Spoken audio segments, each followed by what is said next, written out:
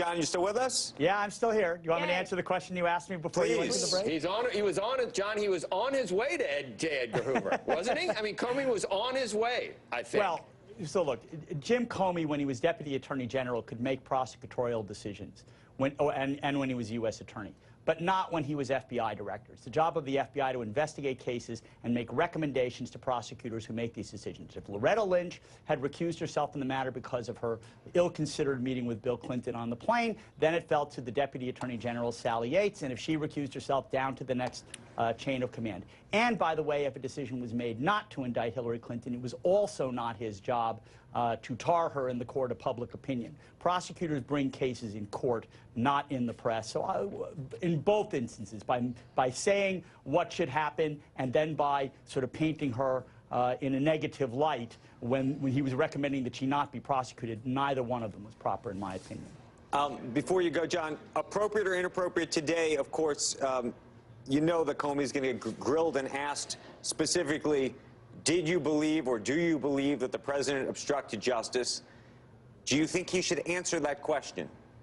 Well, I don't see that it's worth very much. He can give his I don't think he will, because I don't think Bob Mueller would want him to, and they've spoken about this. But even if he did, he can't crawl inside the president's head to figure out whether there was any corrupt intent or not. He can say, I felt pressure, this is what the president said. He can talk about his personal impressions, but to opine about whether a crime was committed or opine about what was in Donald Trump's head, you know, he's not a witness to that.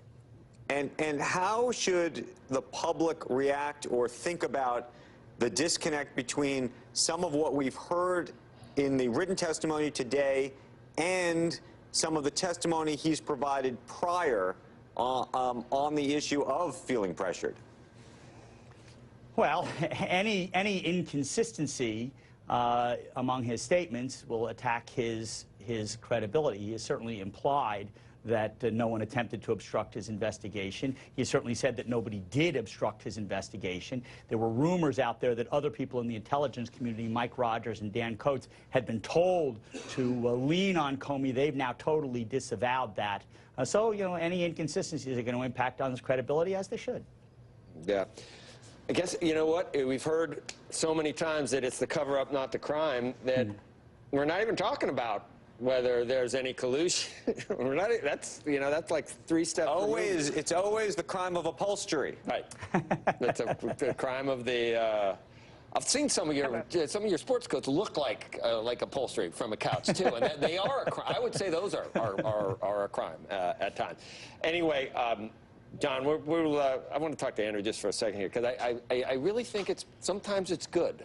I almost feel like I'm like a defense attorney, and you're like a prosecuting attorney, and like we have a witness, and like and then would you like to cross-examine? And then I cross-examine the witness, and I try to get him. He comes out, and then you take but I think it's good because we both are interested in this. We approach it. John, would you say that's about right? It's who was a more effective lawyer? It sounded that way. I'm starting to sweat. But it's good. I think it makes for just when you're talking about a subject, it's good to have right all sides. But every question that you were taking was what a prosecutor would do. Well, I was trying to get the jury to give the guilty verdict. No, and everything I'm doing is raising doubt. That's where I disagree. The very first question was, how would he have done this Comey thing? Because he knows the nominee, and I wanted to understand whether. Would you have played ball with Trump when he tried to get you on his side? If you were Chris Wray, you know, if he'd play ball more than Comey, that was the question. But anyway, John, thank you. And Heritage Foundation, I have not unfollowed them. I would just tell you that.